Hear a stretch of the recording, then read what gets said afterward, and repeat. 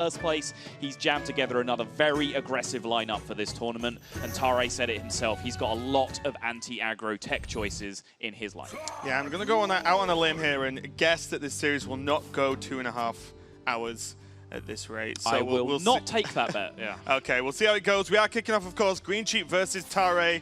Both playing the Shaman, but greensheep on the aggressive list. As we can see, Picard's obviously going out with the Totem Golem, but Argent Squire in hand, Lava Burst, all of the stuff to go face, whereas Tarei is playing the mid-range Shaman list.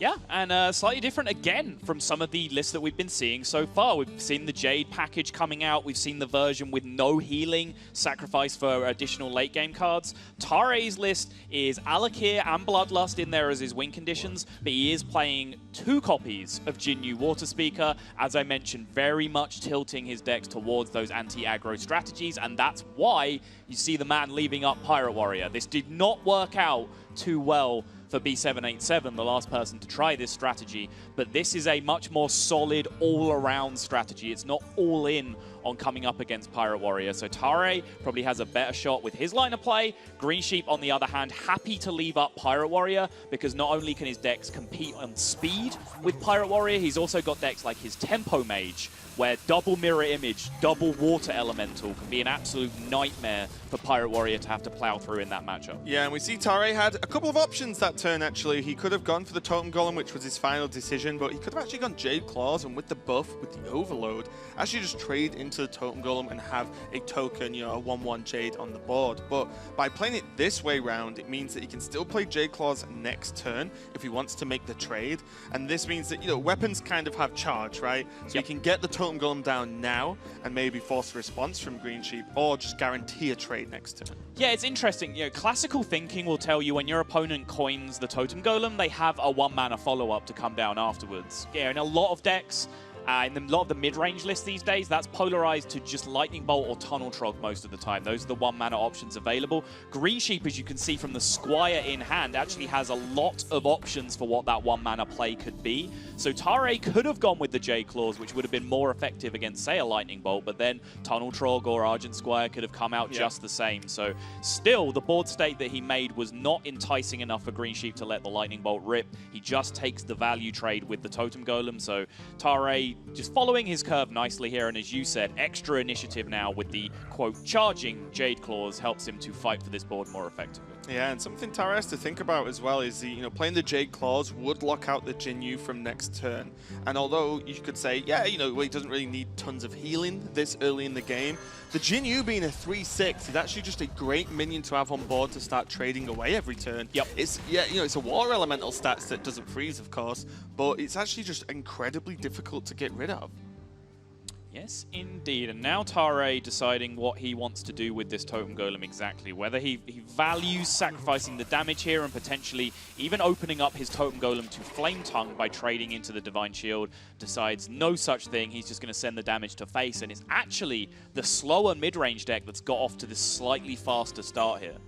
Yeah, and I even like the attack to face, to be honest. If I'm playing the mid-range deck and I've got the opportunity to go aggressive, then that suddenly just puts my normally aggressive opponent in the form of the aggro Shaman on the back foot and forces them, or potentially forces them, to be responsive there. And it's always a win there for the mid-range deck. Yeah, absolutely. Greensheep now, very awkward position to be in. This is where aggro Shaman can sometimes fall down. The quality of these removal cards when they are used as removal, like Lava Burst, they just don't really get the job done in the same way that some of the more efficient cards can do. You know, Lava Burst is just kind of a very bad card that does one specific job very, very well, and that's kill your opponent. Used as a removal tool, it's just not what you want to be doing at all, and that's going to be a significant tempo loss now for Greensheep going into the following turn. But the good news for Sheep is that Tarei does not have a strong development turn here because of the fact you mentioned, the overload management preventing now his 4-drop. Yeah, nothing too crazy going to happen. As quick hover over the Hex there. I think that's a bit overzealous, Tarei, if you go for that one. But I do like just the weapon use and getting the hero power down here.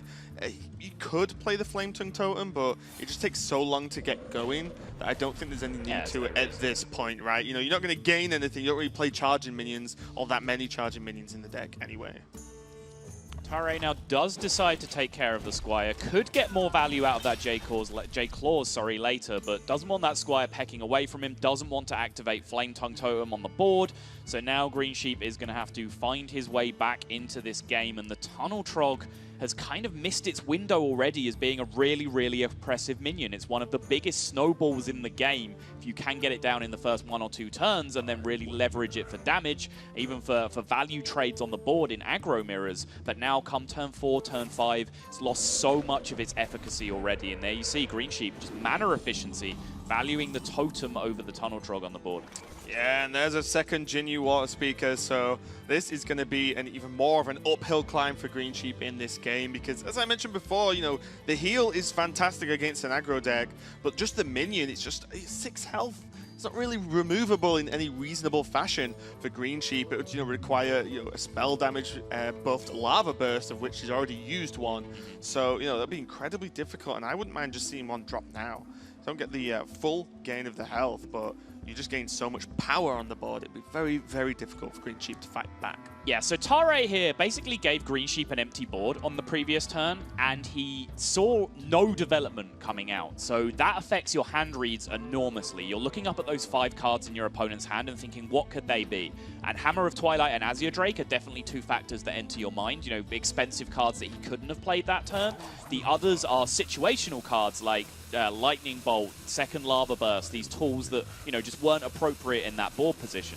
So this turn, actually, Totem and Flame Tongue does look very attractive, but there's a risk with this play, if you make that kind of read, that you start to activate cards like Hammer of Twilight, like Lightning Bolt. You put a very good target for them on the board and make your opponent's hand, which is otherwise quite weak, potentially strong this turn. Yeah, and with no true minions on the board, there are the totems, of course, but once the Flame Tongue is gone, they cannot attack.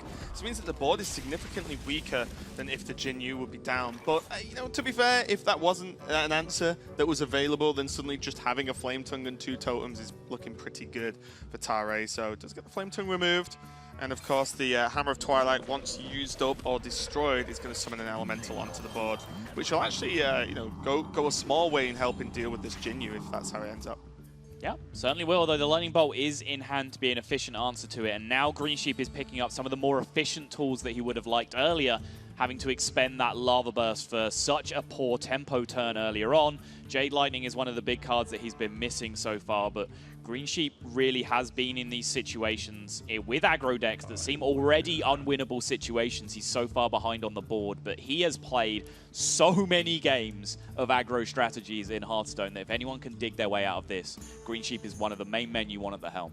Yeah, it's very easy to play an aggro deck when you curve perfectly and just finish the game, you know, in the first, 4 or 5 turns. Right. The difficulty and the true skill comes out in these longer games where you have to ration all of your damage, know exactly the kind of reach your deck has in total, and know your exact win condition for the long game against every single matchup you may face. And you're going to see, you know, a sort of strange version of board development here with the Azure Drake and then the elemental coming off the weapon, so not too terrible here as Tarei on board cannot even deal with the 2 health on this elemental.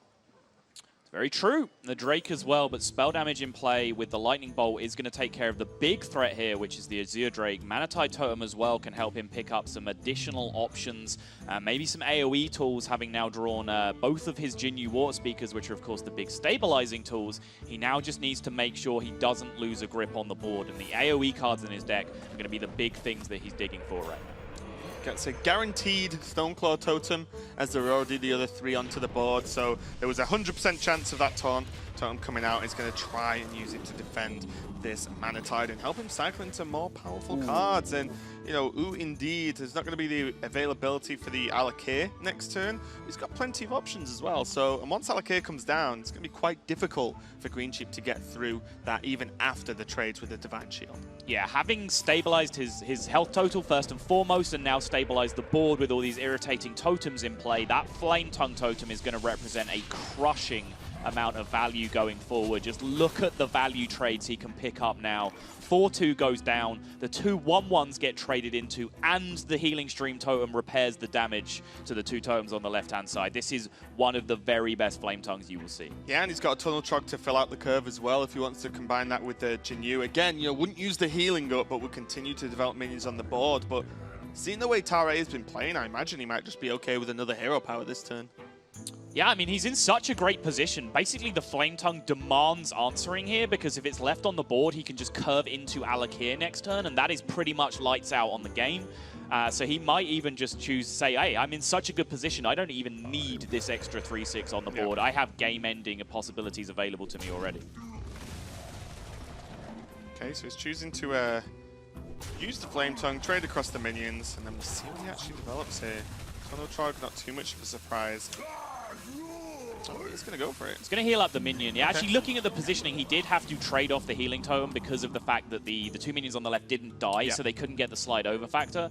So, yeah, he's using the healing here just for value to protect the 1 health on his spell damage totem. You know, at best, it protects him against a Maelstrom portal coming down here, but not a big deal. The big deal is, again, is that Flame Tongue totem sticking in play, curving into Alakir the Windlord the next turn. Yeah, and speaking of Flame Tongue totems as well, there's 2 been sitting in greensheep's hand for quite a while now, and normally these are huge power cards for the aggro shaman deck, because the second you stick a minion, it's so much additional damage out of nowhere.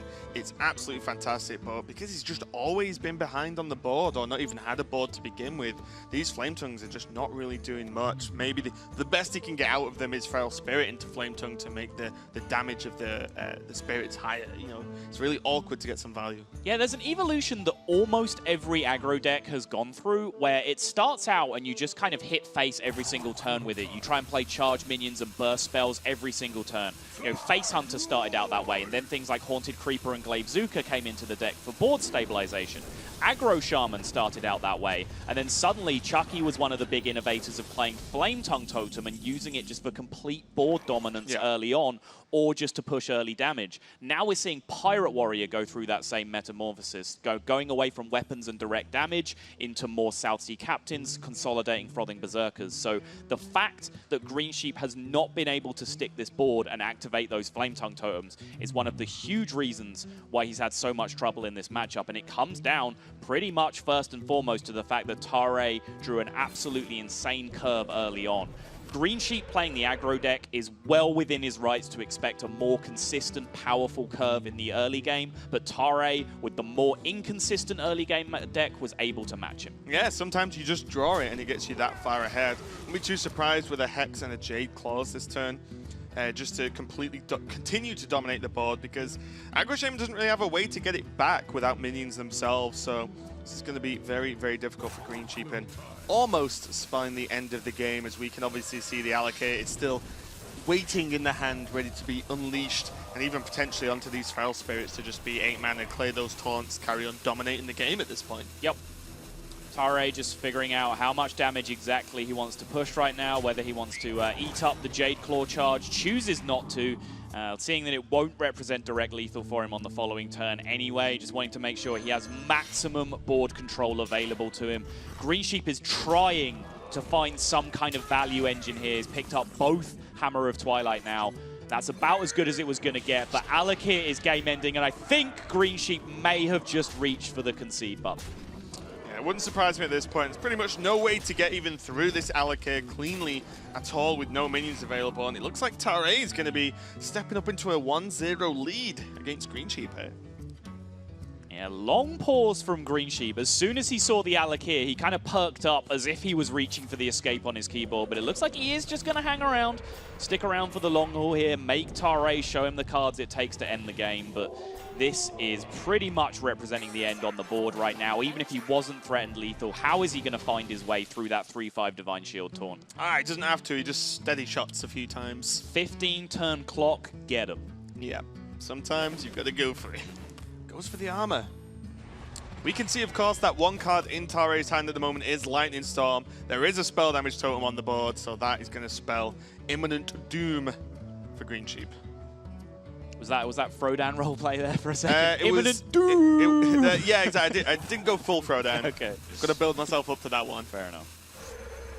Flame Tongue Totem going to come down preemptively now, just to make sure that if Tarei did have to trade in, he would not be able to pick up as good value trades, but the Lightning Storm is straight up game ending. Greensheep recognizes it, hits the bottom right, buddy, and it's Tarei going up 1-0. Yeah, off to an absolutely fantastic start. Yesterday was a great day for the European representatives in this tournament, but today, not so much so far. Pavel being knocked down into the lower bracket of his group earlier today, and now greensheep starting this series off at 0-1. Yeah, I did temper that warning at the end of yesterday. I made the point, if you rewind back to the World Championship at BlizzCon, after day one, North America was completely dominant. Yeah. And we were hearing all these big words from the North American players, and then when all things were said and done, Europe had by far the more dominant performance. You know, day one was great, and we were happy to extol the virtues of all the European players after one day, but one day means nothing in this tournament. This tournament is a marathon, not a sprint, and there is plenty of time, not just for North America, but for China and for APAC, who are all acquitting themselves very well to have the last laugh. Yeah, and Tarei is, a very consistent player throughout HCT and, Hearthstone in general. But just in case you're not sure exactly who he is or know enough about him, check this out. I believe my biggest strength as a player is the ability to be patient and always stay humble. I'm not really a superstitious person, but I am religious. I usually pray before every match, just for God to give me wisdom and stay focused, stay calm. Hearthstone's very psychological, so if your mindset isn't very good, then you might play worse. I think my psychological state and my actual gameplay ability are all better than the majority. Tarei's proven consistently again and again throughout his entire career. I've been pretty close to winning it all before, but I've always kind of fell short. I want to become one of the very best. Tarei's quickly approaching Lord Jaraxxus, and there's Reno Jackson. Tarei is going to the Bahamas. The Bahamas, it's a very big tournament. There's a lot on the line. Being able to qualify for BlizzCon, and there's also a lot of money and fame involved. Anything short of winning would be a slight disappointment. He's a time-tested player, and he's been through the World Championships. With the level of experience I have and all the time I've put into the game, I believe I'm ready to prove myself. I want to win first and prove to everyone that I am the great player that I think I am.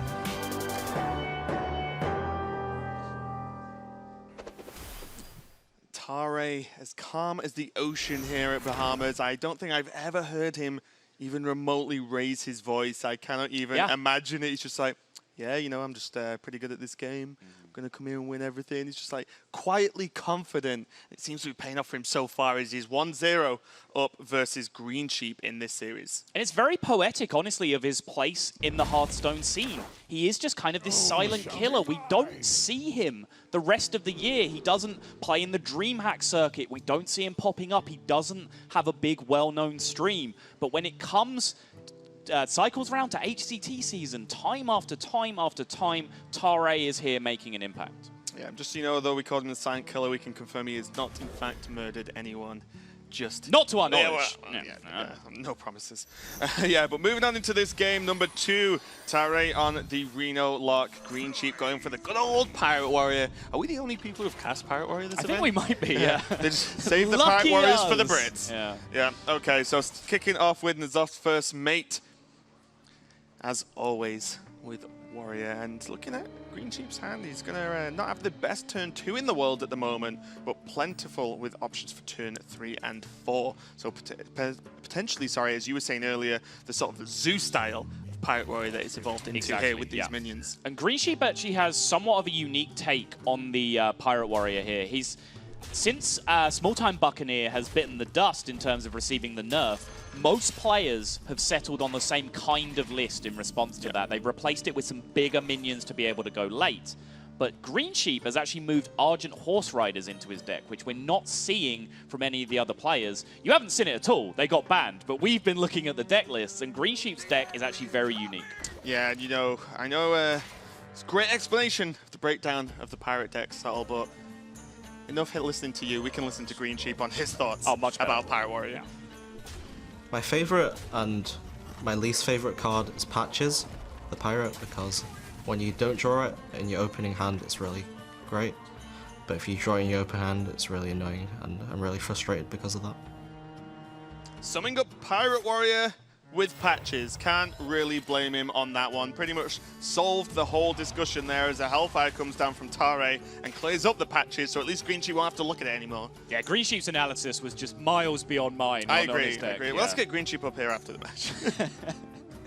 Bloodsail Cultist available, but the only pirate he has to play with it will replace that Fiery War Axe. Of course, he can swing away the War Axe and just generate a fresh 2/4 weapon, or he can just play the big boy 5/4, just get the extra 1 attack on his War Axe. Yeah, and this has a kind of sort of half-hidden benefit of the Shadow Ball is a very, very clean way to kill the Corsair. But a Shadow Ball on turn 4 means that a card as powerful as the Twilight Drake will not be coming down, because Twilight Drake doesn't obviously look like a great card against Pirate Warrior, but if you can land it safely, that's going to trade against multiple minions from the Pirate Warrior. Yeah, it's a little curious. If he'd have gone the other way, so he swings the Fiery War Axe for 3, he plays N'Zoth's First Mate, gets the 1/3 weapon, and then Bloodsail Cultists immediately to a 2/4. He can then follow that up, yes, off curve with the Naga Corsair, but he's then adding potentially 4 damage to a weapon, as opposed to just adding 1 damage to the weapon, doing it the way he did. So it's kind of mana efficiency versus damage efficiency, and you also have to temper that with the fact that he has another War Axe in his hand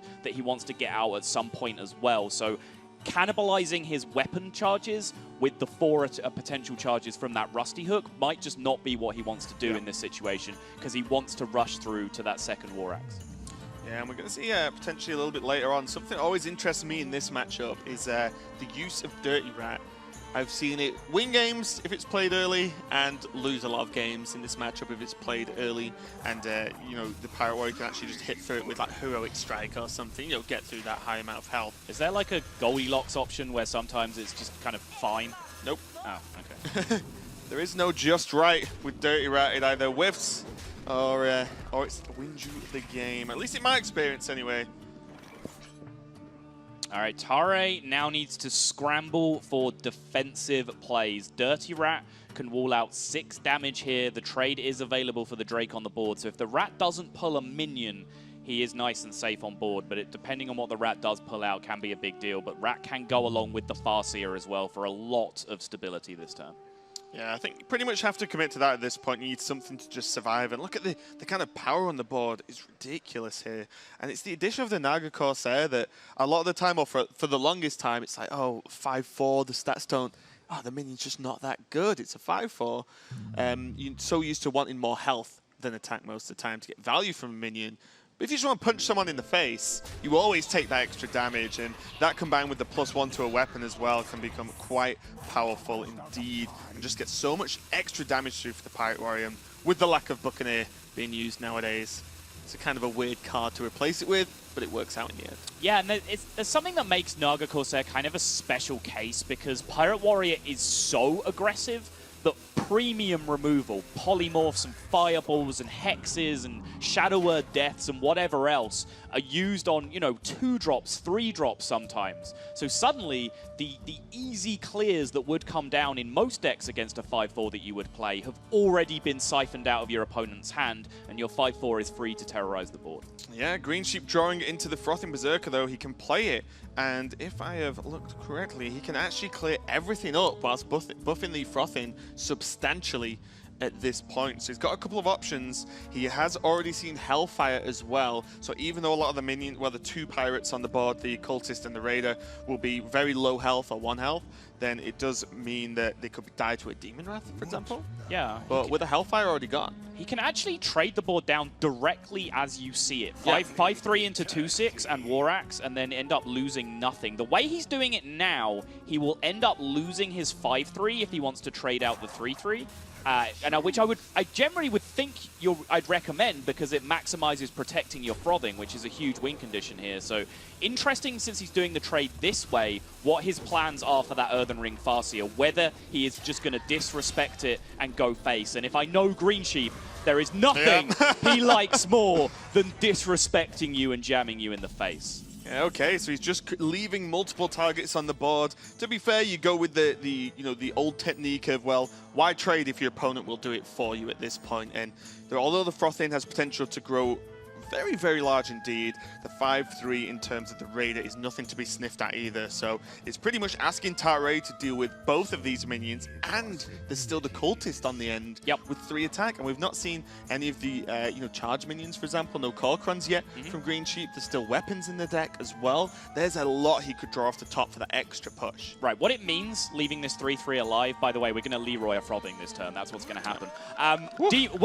What it means leaving the frothing alive is that the small AoEs, the Demon Wrath for 2 and the Hellfire for 3, now kill your frothing because that minion is still there, whereas otherwise that frothing is always consolidated against AoE effects. Greensheep says, I don't care, I'm pushing enough damage that that AoE is not relevant, especially Hellfire, which would have done damage to Tarei anyway. Don't say things like that. that. Mountain Giant, that is indeed not a Reno. I don't believe there is anything that can be tapped into that would save the day here. I suppose Demon Wrath can be tapped into. Oh, no, you can't actually, because you'll die. Oh, yeah, I don't think there's anything. Good talk. I like to do quick maths on stream, guys, and you had a little bit of a showing of that one. Yep, I don't believe there's anything unless I'm missing something tall. But tap Kazakus, 1-mana potion, deal 3, gain armor. Nice. Yeah. Good work. You win. But Greensheep wins this match, this game, sorry, and evens it up 1-1 with the Pirate Warrior. And I think at this point in the last series, they hadn't finished the mulligans from game 1 yet. So we are doing pretty well, at least in terms of speed. So Tarei, a little bit disappointed he looks there, just like, well, Pirate Warrior got me, but we mentioned this yesterday. No matter what your strategy, if you leave Pirate Warrior up, you have to be prepared to just get smoked down, basically. Yeah, Pirate Warrior gonna get you is basically the moral of this story. Amnesiac made a great tweet where he did the maths on exactly how favored you need to be to sweep one deck in a best-of-7 series. And it's 84%, I think, all your decks on average need to be favored to make that happen. So, yeah, if you leave a deck up as powerful as Pirate Warrior, it's probably going to get a win against you. Yeah, so before we move into game 3, we got to check out some information on Tarei before. But now let's meet Greensheep. Well met. My name is Greensheep. I'm 19 years old. I'm from the United Kingdom. I made a rap for the Hearthstone Global Games for people to vote for me. Hey, calling all the people from the UK, don't close the video, hear what I have to say. I'm Greensheep, 2017 Bahamas qualifier. Even made it to 2014 Worlds prior. There are a lot of good players at this tournament, but I really want to play Pavel because he beat me in the Winter Playoffs 3-0, so I want to get my revenge here. Well, it's great to know that if Hearthstone doesn't work out, Greensheep has a glorious rapping career ahead of him if he so chooses. No, he doesn't. That was an experience, I'm not going to lie. But we've known Greensheep for a very long time now, pretty much since the beginning, many, many years ago. Yeah, when I started playing, sorry to cut you off, okay. just coming up in the UK, Greensheep was the big name. He was the head honcho. It was him and Blackout, essentially, that were the players who were dominating the UK scene. And, you know, I've already finished my competitive career and moved on to casting at this point. Greensheep's still going strong. So Greensheep's a young guy. He can still do it. He's not like us getting on now. That's true. But yeah, so Greensheep has been, as you said, dominant early on. But last year was not his year. He just didn't have the results or the success he was looking for. He was always just out of reach of the big finishes in, you know, some of the bigger lands. He would just not make the cut in Swiss, for example, like just about miss out. So he's definitely looking to have a great start to 2017 here in HCT. Yeah, not his year is kind of a good way to put it because he didn't do anything wrong. It was just tiny fractions. He tied with Stanadachi for the 8th place, the final last call spot for Europe, and then lost a playoff. So he was that playoff away. The story could have been completely different. This could have been Greensheep going all the way through last call and going to BlizzCon and perhaps emulating what Pavel ended up doing. So absolutely tiny fractions in Hearthstone can make all the difference. Yeah, and we are moving on to game 2, of course. As the first few turns have got started, it is Greensheep's Druid and Tarei locking in that Warlock again. And, you know, what do you make of this matchup, Sol? Because I know a lot of this is debated to a certain extent. I've definitely had some weird conversations where people disagree with me, but I'll let you make your mind up first. Yeah, there is a significant amount of debate about this matchup. If you just go by classical thinking, you just let the Druid curve out as hard as possible, then yeah, the Jades are going to get you eventually. But there are key triggers, key combos, key turns that the Reno Lock can look to activate. First off is a potential Doomsayer tempo setup. So Doomsayer following a big Shadow Flame, Doomsayer following a big Twisting Nether, and then you push a big tempo turn following that. Because the one thing that Druid can't compete with is a big tempo swing against them. They don't deal with that kind of thing very well. Secondly, if you're playing combo, you can always just kill them. But it looks like we are having some significant technical issues here. Tarei still with his hand in the air, so it looks like, thankfully, this game was only early on, so if we do have to go to a regame here, not too much damage done, but it looks like there has been some kind of disconnect issue. Yeah, we'll have to just check out what's going on. I think we are going to go for a game restart, as the game was frozen for Tarei, so he has to continue. We're in the early turns, and oh wow, okay, that was an uprooted Ancient of War, so we did get at least to see one so far in this tournament, but we are going to have to go for a game reset due to the technical issue. I think we might okay. Looking like Tarei's happy. We're finding out. We're with you guys here. We're going to see what the result is. It looks like Tarei is continuing to play. I think Tarei disconnected for the entirety of greensheep's turn, but since he didn't lose any actions himself, he's happy to continue. We got away with it. So thankfully, we can continue this without. Even though the game was early, as we can see, there's an uprooted Ancient of War, so I want to cast this game. Yeah, exactly. Let's ignore all the disconnect issues and just focus on the simple fact that there is an uprooted Ancient of War on the 100%.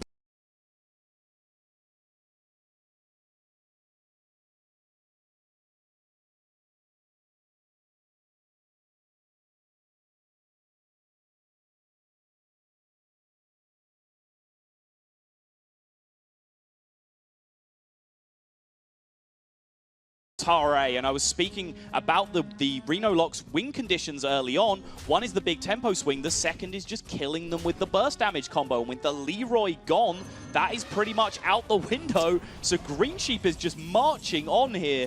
That uprooted Ancient of War, as well as endearing Greensheep to Twitch chat forever, was inspired.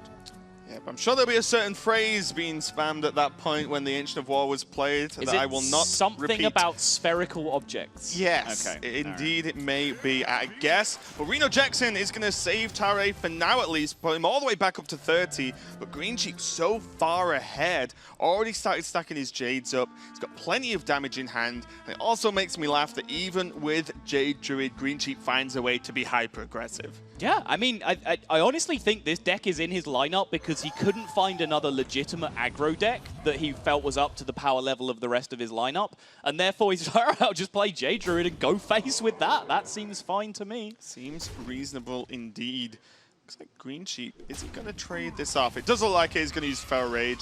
If you didn't, then you open up a reasonably strong board to a Shadow Flame, which would be very unfortunate for Greensheep and wouldn't be... So just the Twilight Drake, right? Has that already been played? Oh, I might have meant Twilight Drake. Yeah. Anyway, he's going to go for the Mountain Giant, the Shadow Bolt, and the Mistress of Mixtures.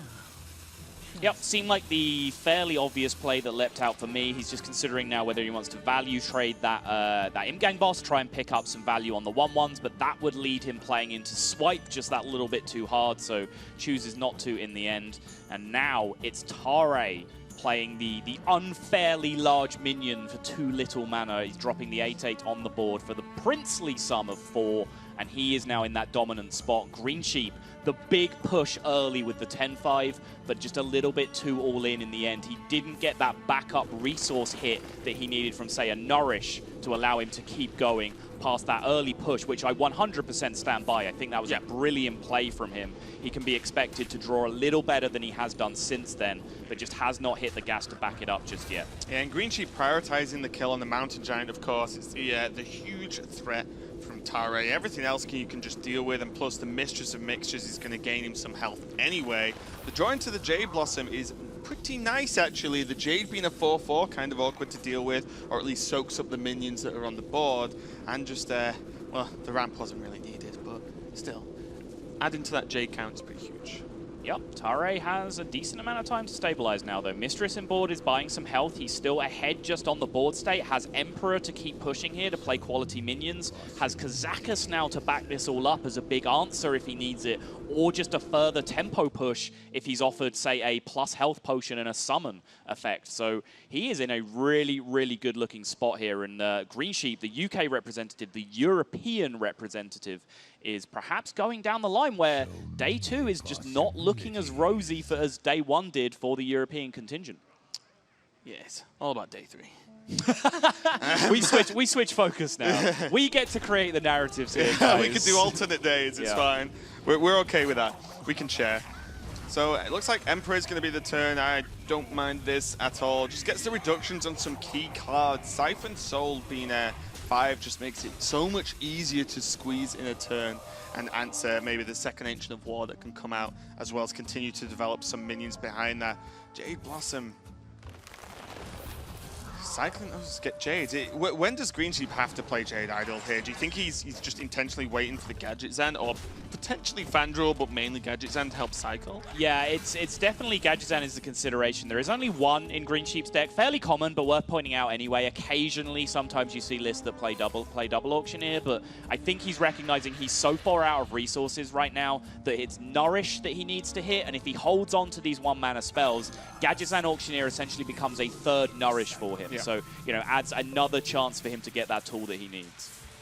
Yeah, Tarei being in such control, I was going to say, he could actually just quite easily go for the 10-mana potion. You don't need the flexibility of the 5-mana one as much if you're so far ahead already as well. So got a few options here, deal 6 to all. Feels pretty reasonable unless he's feeling confident about just being able to push in Greensheep now and just push some damage and just have 8. Just have 8 go, 8 face, finish up the game. We'll see what he picked though. Was summon 3, deal 8. Solid. Nice. Yeah, big, I like big tempo potion. So he's just looking to consolidate this position that he's got, and I love that. Like I said, a temp potion. A temp potion. Beautiful. Woof. All right, nailed it. I like this line a lot. You know, I talked about this at the start. It's not the conventional method. It didn't go right down any of the lines that I suggested at the start, but he's found a way to grip tempo, and now he is not letting go, because Druid does not do well with consolidating or recovering a board state like this. They just have to keep playing minions into it and hope eventually they can jam enough stats down on the board to get a grip. And Greensheep now, for the 3rd turn in a row, agonizing over this decision as to whether to play the Jade Idol. Yeah, he looks really down at this point, and you know, you can understand it being so close of getting just like a sneaky victory with that innovated out Ancient of War. Got so close, but Tarei was ready with the Reno to be able to heal all the way back up much earlier in the game. And again, Greensheep just got the toughest of decisions to make. And I don't really know what to do, I'm going to be honest. I think the moment might have passed. I think now your opponent, having got all these Emperor discounts, picked up a big Kazakus potion as well, they're probably able to answer this board state even if you do make the additional Jade. I think if there was a turn for the additional Jade, it was last turn. Yeah. But now you've gone down that line, I think the Greensheep is right to continue with it now. I don't think that 1 extra Jade is going to make a big deal in this spot. I mean, Tarei's okay with a new Mountain Giant on the board as well, and this might just spell the end. Even the Mistress of Mixtures, you know, Tarei's not bothered really about Greensheep's health. He just wants to make sure he cannot lose at this point, and he'll get there eventually. And this is just going to be a huge amount of overdone damage. Even Nightbane Templar hitting the board, because why not? It's some extra damage. What's the card going to be? Wild Growth will get Greensheep a draw into Gadget Zan, but I don't think it matters what he draws at this point. I think Greensheep's just curious if he can even hit Gadget Zan. No such joy. Ancient of War is a wall, but not nearly big enough. Even if it was, Blast Crystal Potion in hand is going to end this game in no time at all. Living Roots now can answer this board state, but it's Tarei who's going to a 2-1 lead here. Tarei looking in prime position to start this recovery for North America that they are sorely in need of. And this game going a long way against the practice set that the players said they were playing against each other, which Greensheep said he won in. I find that very strange. I've never heard of that. 2 players playing against each other in a practice set before their tournament series. Right before the match is due the next day. So yeah, you know, Tarei did take the win there, and just want to let you know there was a slight issue earlier in that game, but it did not affect it. The disconnect was during greensheep's turn, and by the time it was Tarei's turn, he was back in the game ready to go. So didn't affect the outcome of the game at all. So yeah, you know, as a HCT, we have some cool discussions, and we like giving you some pretty cool tips as well. So here's a free one for you guys to squelch or not to squelch. With the casters. To squelch or not to squelch? Oh, to squelch. You need to squelch your opponent. Squelch. Every time. Greetings, friend. Astounding. The pleasure is mine. Nature will rise The against light shall burn you. My thanks. I never squelch. I'm a real chatterbox. I will crush you. I squelch every opponent, every game. Even if I'm playing against a friend, I squelch them, just so they can't tilt me. You don't even let them say hello. Justice demands retribution. Well played. Usually when I make a mistake and I don't want them to emote at me, I'll squelch them so I can just live with the embarrassment on my own.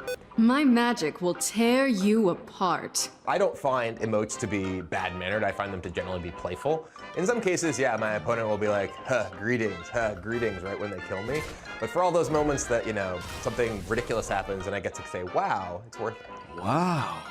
If I, you know, attack with my weapon before I attack with small-time Buccaneer, I'm immediately squelching them. I don't want them to well-played me. I don't want to hear it. I know that I messed up.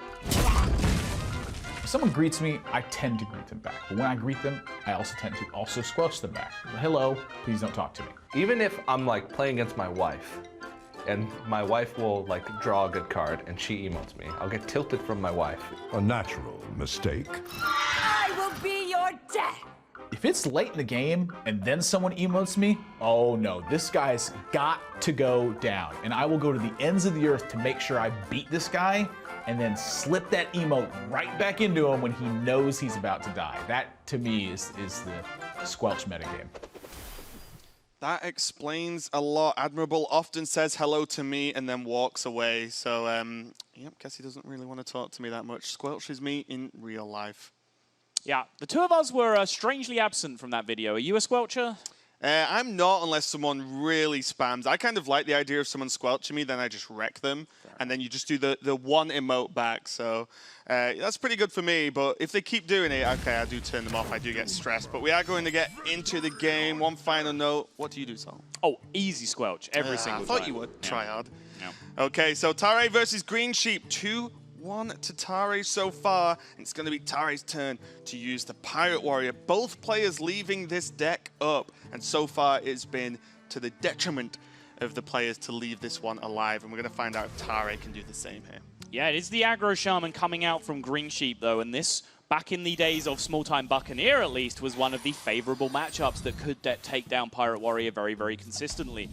Now that things have changed a little bit, Pirate Warrior hasn't lost as much as Aggro Shaman from the loss of that package because they still have that one-drop Pirate, the N'Zoth's first mate, that they can jam for great value on turn 1 and summon their patches. Shaman only has access to South Sea Deckhand, just not quite as exciting on turn 1. So Pirate Warrior has become, you know, the optimal order aggro deck if you want to look at it that way. Also, a noticeable lack of Spirit Claws.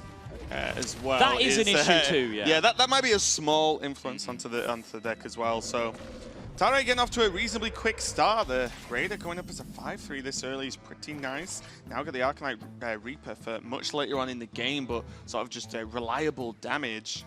Greensheep has a few options himself. One of them is called 4-mana 7/7, I think. That generally helps out. Is that the official? Hang on, let's check. So. Is that what it says on the card? I can't quite see. 4-mana 7. Okay. Yep, I think so. Jade Lightning going to be the choice this turn, though. Frothing, as always, not a minion you can leave alive and then hope to live another day. There's that N'Zoth's first mate pickup, though, and that is perfect alongside the existing South Sea captain. Otherwise, the turn would have been a little bit awkward. Might have involved sending a lot of damage into a 1-1 to play around the threat of a Flame Tongue totem, but now getting the Rusty Hook alongside that board buff, look at what a great position Tarei is in already. Yeah, greensheep is just on the defensive here, using all of these spells normally used as burn damage in this deck to just kill off this onslaught of pirates from Tarei. And it's just gonna keep coming. Does Tarei have a magic hat? Because he seems to be able to communicate with his deck right now. Tarei is just magic. Full stop. He's often been called, or been compared to Harry Potter. The glasses are similar. And we were talking about it the other day in the interview, do you It's remember? true, yes. Yeah. It's not the first time this has been said. Yeah, I was not expecting that offhand comment to go down into the Harry Potter said references. he was magic. Yeah, no, it's fair. Bloodsail Cultist being the pickup, though, was an exciting draw. It's not necessarily the strongest play this turn. He does have the option just to double trade and jam the Corcoran to face instead, but in the end, just continues to play for board dominance for as long as he can. And now with this board consolidated, he has a minimum of 10 damage from the Reaper plus 8 more from the other 2 cards in his hand. That adds up nicely to 18 where I come from, Raven. Yeah, and we pretty much come from the same place, so I'd have to agree with you on that. Oh, don't start. Not even close. For anyone that doesn't know, North versus South over here. Lava Burst being used again to clear off minions, and although this looks very desperate on Greensheep's side, and it kind of is, you know, it still has a lot of minion pressure that can come out later on, so it's not like using these spells just means Greensheep has no way to end the game. This is often just removing more of the Pirate Warriors win conditions than playing for the late game. Yeah, so Tarei he does have the reach. He has Greensheep covered right now. The problem is that Shaman has numerous defensive tools, even in aggro Shaman form, to be able to stop this damage going through. There's always access to Stoneclaw Totem, the Taunt Totem. There's always access to Feral Spirits if that card gets drawn. So this game is not locked up just yet, even though Tarei has got the board, he's got the damage in hand, he's got everything he can possibly need. One of the reasons why aggro Shaman has classically been so favored in this matchup, apart from the Spirit Claws that we were talking about, is the ability to wall out huge amounts of damage with small irritating taunts in the late game. I've laughed many a time when I've rolled Stoneclaw Totem against an Arcanite Reaper that had been already upgraded. And all that damage goes into a 0-2. But Greensheep finally sticking a minion to the board in the form of the true name, the Flame Wreath Faceless, of course. I would imagine at this point, Tarei just ignores the Flame Wreath, sitting on 28 health. You can take a few punches from that guy, and with Arcanite Reaper in hand, already has the Cultist as well, but just Arcanite Reaper and a Heroic Strike is just a lot of damage. Yeah, that's the immediately obvious turn in terms of just maximizing jamming damage here and setting yourself up for direct lethal. But you can actually front load the N'Zoth's first mate, then equip the Reaper, and then just swing with the Reaper. That way, if your opponent has defensive tools, you go into the long game a little bit better, because with the Pirates on board, you can then drop Cultist and then upgrade the Reaper for the following turn, because you beat no defensive options regardless, right? You can actually do this as well, where if your Cultist goes on to 3 attack, hits him for 4, which puts him to 9, which the Arcanite Reaper and Heroic Strike just ends the game. I like this too, As long as this there's makes no sense. Taunt Totem. So I actually really like this, because it also means you're not kind of just wasting a weapon, and also the minions have to be cleared. So he has lethal without the minions anyway.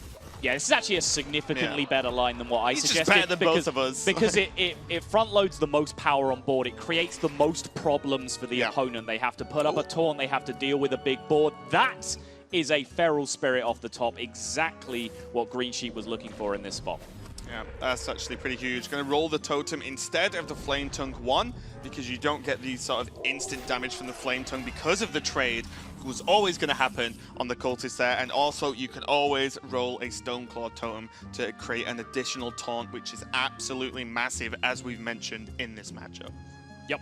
And the 3 damage weapon being equipped now is an additional benefit from the Bloodsail Cultist on the previous turn. It sets him up perfectly now to at least deal with one of these Spirit Wolves. But the way to deal with the other is a bit more complex. He wants that Reaper charge to connect to face, so he'll want to pick up charge minions, Leroy or the second Corcoran Elite, to follow this up, get through that Spirit Wolf totem, Spirit Wolf token, sorry, and then connect with the face. Don't tell me Spirit Wolf's becoming a totem in the expansion. That'll be very, very scary indeed. Tarei does have a lot of... Tarei does have a lot of good draws still left in the deck, and he is on 30 health with the addition of a few hero powers to help out there. But as you just mentioned, the Stoneclaw Totem is absolutely huge. Now, instead of just the Feral Spirit being a problem, there can literally be that guy, or that totem even, I don't know if it's a guy or not, every single turn. Not even going to make the joke. You can have it. Not worth. Every single turn, that can pop up and cause a huge problem. And greensheep's only rocking 5 health at the moment, but he can really snap this board back, and with this kind of power, there we go. He's just saying, right, let's go. I am not trading with 9 damage when I can trade with a lot less, and this might put a clock on Tarei here. Greensheep is massively, massively favored in this spot. It's crazy how quickly Aggro Shaman can Feral do Spirits, this man. in the mirror. Good card. Yeah, it's absurd. It was drawn at the most timely of times, but of course, he could have drawn that at any given point in the matchup, and it's very, very effective. So he's almost entitled to get one at some point. It's a card that Pirate Warrior always tries to plan to beat one of in a lot of spots. But yeah, it's crazy. Such a dominant position. Tarei had to switch to the pure damage plan because that's all he had available to him. And Greensheep was just able to lock up the game with the Wall of Taunts. Yeah, and the benefit here to a certain extent for Tarei is that the Taunt Totem can't be rolled again unless he uses it to just trade in, but then he might get the Healing Totem because he'd have to trade away that first. So yeah, the Taunt Totem's going to stick, but it's just not going to be enough at this point. It's pretty much just going to have to be Corcoran off the top. Or Leroy. Yes, I believe that would also work. Or South Sea Deckhand. Keep him coming. Is Tarei playing Mortal Strike? Tarei is playing 2 copies of Mortal Strike, yes. So Greensheep has to consider playing around that as well, yeah.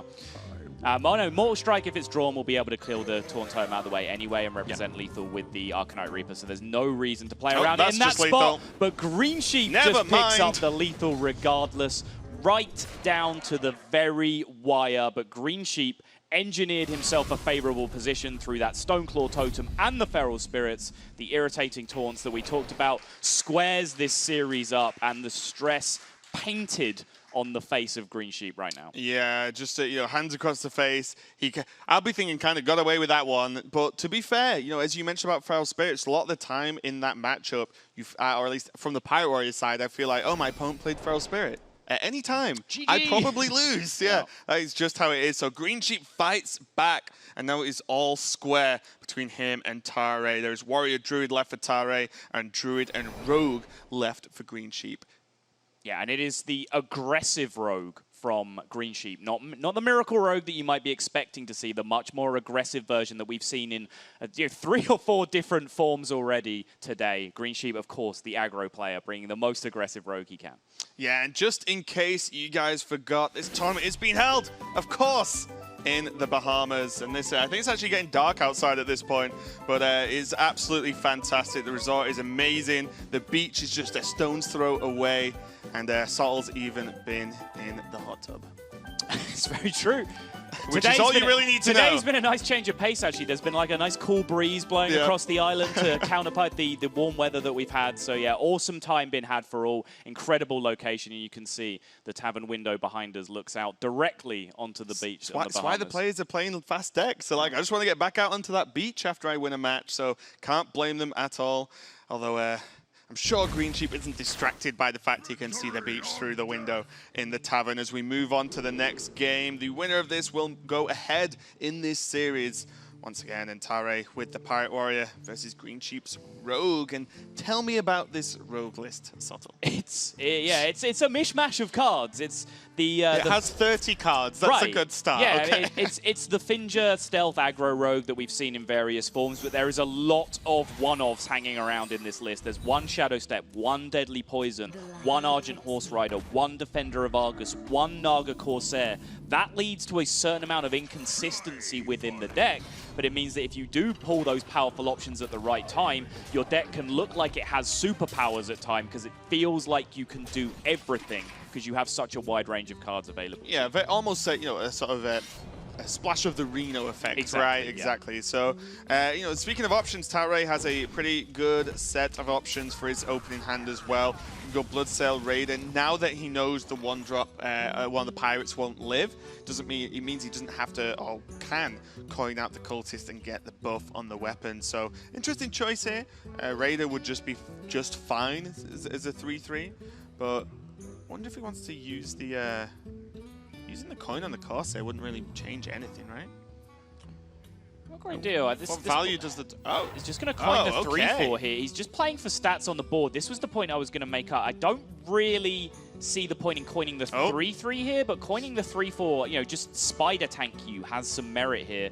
This 3/3 is a little strange to me. I don't really understand the thinking behind this one. There was a pause after the coin and then a shake of the head from Tarei, so...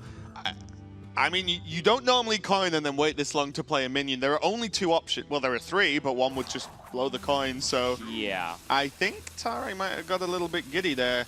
And I don't really know what his plan is. I mean, now you kind of just play the cultist, right? There is no realistic option. If you're using the coin, it's pretty much a waste to play the Corsair. As 1, that's probably just going to get cheaper later in the game. And 2, you don't really need a taunt minion at this point. You're on 29 health. Yeah, if you're coining a minion in that spot, this is the one you're coining for me, because it's more resilient on the board. It plays around backstab to an extent, although as you see, the deadly poison being paired with it is going to take care of it. But that intense moment of indecision from Tarei betrays that probably something did not work in reality the way that it was working in his mind while he was thinking that turn through. Yeah, and we can get some insight into his mind about what he thinks about his Pirate Warrior deck. My biggest weakness as a player is sometimes I play too quickly because of nerves or pressure, and I try to finish games quickly. Yeah, what he said. Yeah. Basically, that looked pretty quick to me, and then there was a long pause considering what was going on with that coin, so maybe a few pressure moments. We were talking backstage with these players a little bit earlier on, and they were kind of, you know, as you said, they played a practice set, they're being friendly towards each other, of course, but they were saying, like, Tarei was the first to mention, she's like, yeah, you know, so we watched the matches earlier today, the matches yesterday, and it looks like it is hard to play on that stage, and to be honest, I ain't arguing with that. No, definitely not. The pressure, the big lights. These are 2 of the most experienced players in the game in terms of playing on big stages, and it's clearly even getting to at least one of them in this spot, so hard to discount that factor. Backstab SI picked up his absolutely huge. I was just about to make the point about the one-offs again in Greensheep's deck. The one-off Deadly Poison served him very, very well in the early game. This one-off Defender of Argus, not so much so far, but the SI7 agent pickup has kind of saved a very bad-looking hand there. Yeah, that was actually fantastic for Greensheep. Allows him to keep a minion on the board. The upgrade is going to help Tarei, though, clear this off, and quite timely for him also. Double Raider. That is very, very difficult after seeing Backstab, the Deadly Poison, the SI now. Both of those are going to be very difficult indeed for Greensheep to clear up, and it might have to take a slow turn this turn, maybe developing the Shaco, and then try and deal with them the turn after with the combination of Shaco, and maybe another minion and Defender of Argus. Yeah, it's not looking pretty for Greensheep in this spot, though. There is a big board staring him down, and there are a ton of damage to follow it up. So Shaku Miracles are probably going to have to take place here. The Leroy back up as well. And this is just going to end the game with Mortal Strike and Heroic Strike. Not a good game for Greensheep. Yeah, and this is a very straightforward linear game plan from Tarei. Rogue does not really play taunts outside of the Argus, but if you reduce the minions on the board down to almost nothing, Argus becomes less of an issue. Right. Everything lined up for Tarei there, despite the weird turn with the coin, so he moves ahead 3-2 in this series, 1 game away from winning this match and going into the upper bracket of his group. Yeah, and you know, apart from that one little moment, he's had a good handle on this series so far. It has seemed to be, even in some of the games that he's won, it's been Greensheep kind of scrapping for ball position more often than not, and it's now Tarei with just the Jade Druid left to win with, and his Jade Druid, actually, we might now see it come up against Greensheep's Jade Druid, which could potentially be quite an interesting matchup because they are card-for-card mirrors between the 2 Jade Druids. Okay, who's drawing Wild Growth? Yeah, I mean, Jade Druid is a very, very snowbally matchup. You know, as I was talking about in the Jade Druid versus Reno Lock match, you know, Druid is great at curving out and putting pressure on and just ramping up the stats on the board. They don't answer an opponent that's doing that same thing very well. It's why Dragon Priest, for example, can have a lot of success against them.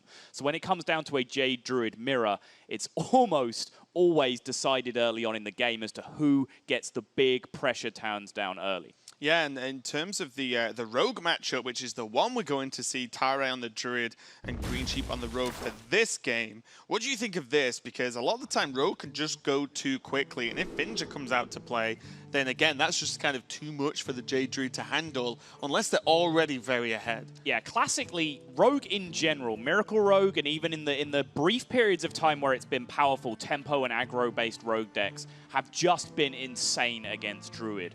One big factor, one caveat I will add to this, though, is a lot of that historical power from the Rogue has come down to the card Sap. It's just incredibly, incredibly powerful against Druid in general, and this new build of Tempo Rogue, the Finja Tempo Rogue, Finja Aggro Rogue, whatever you want to call it, does not play that card. So big taunts can be a massive roadblock to the Rogue.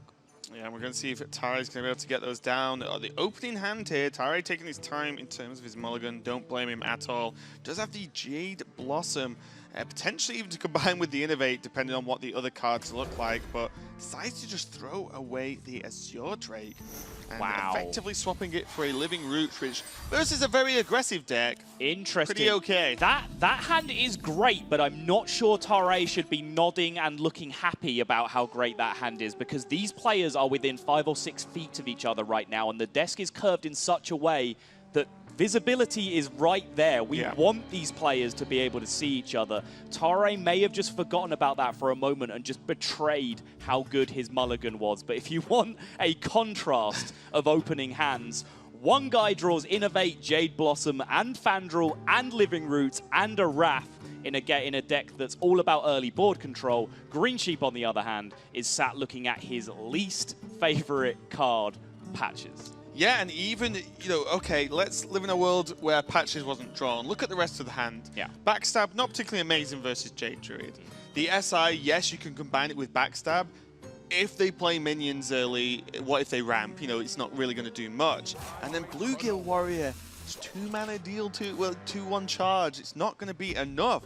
You really just want your actual just base minions to get onto the board early. Shaku, for example, is great as it can't be wrapped down on the turn it's played, and start stacking up that damage. And that, if anyone doesn't know, that card's called Wild Growth. It's a good Druid card. You should play that card if you build a Druid deck. So many options. Yeah, I was like, let's just think how you want to sequence this ramp. Just Wild Growth means that he can Fandral, Innovate, Wrath, coin Living Roots on the following turn, which is a complete and utter blowout to any board state that Greensheep can generate here. So that appears to be the line that's going to come down from Tarei. That opening hand has just kept getting better and better since the mulligan that he was already so pleased with. Yeah, and look at this, you know, Greensheep just saying, well, I have to do something. The Argent Squire is one of the minions he would have been looking for turn 1, but for turn 3, Argent Squire hit face hero power was not going to be good enough. Greensheep just saying, I've just got to play what I've got, make the most of it, and see how I can do anything going forward. Backstab SI 7 Agent is in hand, so there's 4 damage straight off the bat next turn, along with Patches if he really wants, as he'll have a mana spare. If Greensheep somehow finds a way this game, I'm just going to put this out there right now, he is confirmed the aggro god. Like that is just not up for debate anymore. If he can beat this hand with a start as slow as he had, then we just give him the crown. Skip everything else. Tournament over. Done. Okay, so it's going to go Jade Blossom. It's going to go for a Coin Hero Power. So Coin Hero Power, the 2-1, yeah. Yeah, Tarei taking this a little bit slower, not going crazy onto the board, mainly because he just doesn't need to at this point. Just takes his time, and you never know. You know, already going to be going into 6 mana next turn. Still got Innovate available. If Ancient of War, for example, comes out, you can pop it out with the Living Roots. So this is absolutely nuts indeed that he's not even been forced to use these anti-aggro tools he has available to him already. Yeah, and let's put this into further context. He's already ramped his mana to 6. He's already drawn a good chunk of his early game cards with 1 Wild Growth, 1 Jade Blossom, 1 Innovate, 1 Wrath, 1 Living Roots already drawn into his hand. That means the rest of his deck is very, very late game weighted. His late game is very strong at walling out this aggro deck. He has 2 Ancient of Wars and 2 Jade Behemoths that he can use to put big taunts in the way, and he has all the removal tools to back them up to make sure there isn't a significant board presence that can tempo through them with cards like Cold Blood and Murloc buffs. Yeah, there's multiple options available now for Tarei. He can actually just go Jade Spirit, Wrath, the Murloc, the War Leader. Depends how afraid he's of leaving minions on the board due to cards like Cold Blood, but you're in such I think it's Fandral time, man. You want Fandral? Yeah, I like that Wrath not cycling just bothers me. It feels like if you just dig through your deck here and hit an Ancient of War, this game is more or less over. Sure. So, I mean, could actually, if you really wanted, just swipe Hero Power. That's fine yeah, too. I was going to yeah. say, that's actually just super clean. Right. It doesn't develop a... okay, Wrath just beats us all. This shows how many options Tarei has got, and how good his opening hand and his continued card draw has been. We've just went through multiple good options. He picked another one, which is just good as well. So looking pretty good for him so far. As your Drake into backstab going to help greensheep a little bit in terms of cycle, and helps him grab the board with the addition of the dagger. Yeah, looking at it on reflection, Tarei wanted to hold the Fandral Wrath combination here for this Azure Drake. I think like him holding here is perfectly fine with me. I did not want to see that Wrath not used to draw a card, but Tarei just saw the Matrix a little bit better than even we did and got into this position where he's like, okay, my opponent's next turn can be Azure Drake. That's one of the most powerful things that he can do. Because of that, I'm going to hold back this Fandral Wrath combination to just shut that out completely as well. Yeah, I'm going to use the Wrath, even though Feral Rage would be a little bit more mana efficient in general. There we go. Going to use the Wrath to draw, and you know why? Even though you gain 8 armor, why take any damage at all if you don't really have to at this point? Right. Does develop the Fandral. I don't think it's worth Living Roots to the face, although it would be kind of funny. But the Behemoth being available now is just making this very, very, very hard for Greensheep to win this game, and this could potentially lose Greensheep this series. Yeah, it's the Norris draw. Why not at this point in the game? Could be the straw that breaks the camel's back in this spot. Breaks the sheep's back. Oh, beautiful. This is why you make the big bucks, Raven.